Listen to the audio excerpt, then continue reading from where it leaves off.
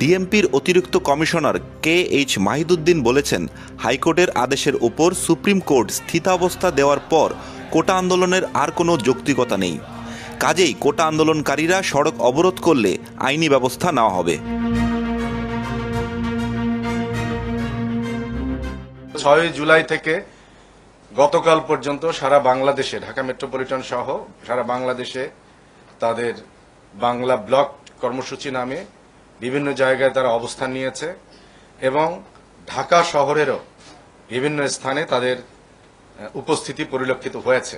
মহামান্য হাইকোর্টের appellate division থেকে স্পষ্ট করেই 2018 সালের পরিপত্রকে বলবৎ রেখে 4 সপ্তাহের জন্য স্থগিত আদেশ প্রদান করেছে, যার পরিপ্রেক্ষিতে এখন আজকে বা এই 4 সপ্তাহ আমি মনে করি যে স্পষ্টতই 2018 সালের যে পরিপত্র সেটি বলবৎ হয়েছে এবং সে কারণে এই স্টুডেন্টদের আর বা এই যারা এই আন্দোলন করছে তাদের একত্রিত হয়ে জনদুর্ভোগ করার কোনো অবকাশ বা প্রয়োজন আছে বলে ঢাকা মেট্রোপলিটন পুলিশ মনে করে না।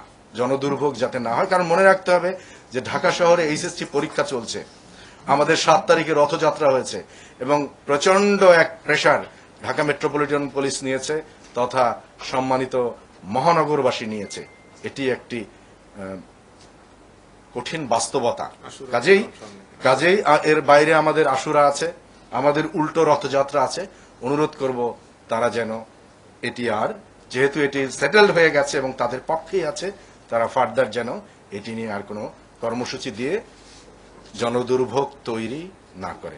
আন্দোলন তখনই বলে যখন যৌক্তিকতা থাকে। তা আমি মনে করি যে আসলে এই মুহূর্তে তো তারা আগের জায়গায় আছে।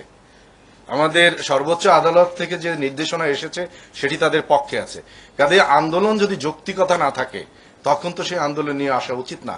আমরা কিন্তু তাদেরকে দেখেছি, বলা যায় যে আমরা আমাদের পেশাদারিত্বের সহিত তাদের এই বিষয়গুলো বিবেচনায় নিয়েছি, কিন্তু এখন যদি রাস্তা বন্ধ হয় এটি কিন্তু আমাদের যে বলা যায় যে ঢাকা মেট্রোপলিটনের আইন বা দেশের প্রচলিত আইন, এমনকি আমি তো কনস্টিটিউশনকেও রেফার করলাম 36 অনুযায়ী, ইট ইজ কিন্তু কমপ্লিটলি অফেন্স। আমরা মনে করি সে অফেন্স করবে না, সেটা আমরা আশা করি। এবং যদি তারপরেও কেউ করে, বিশৃঙ্খলা তৈরি করে, আপনারা দেখবেন যে গত 10 দিনে কিন্তু একজন স্টুডেন্টকেও কোথাও আমাদের পুলিশের দ্বারা কোনোভাবেই তাদের সাথে কোনো এমন আচরণ করা হয়নি যেটিকে আমাদের পেশাকে প্রশ্নবিদ্ধ করতে পারে। কাজেই সেই সম্মানবোধ যেহেতু তাদের প্রতি আমাদের আছে, আমার দৃঢ় বিশ্বাস তাদেরও আমাদের প্রতি, দেশের আইনের প্রতি, সম্মানিত মহানগরবাসীর প্রতি সেই বিশ্বাস তারা রাখবে, সেই সম্মানটুকু তারা দেখাবে বলে আমরা দৃঢ় বিশ্বাস করি। তারপরেও যদি কেউ সে ধরনের জায়গা থেকে সরে যেতে চায়, দেশের প্রচলিত আইন তো আসলে কার্যকর, সেটি কার্যকর যে জায়গায় থাকার কথা সেই জায়গায় থাকবে।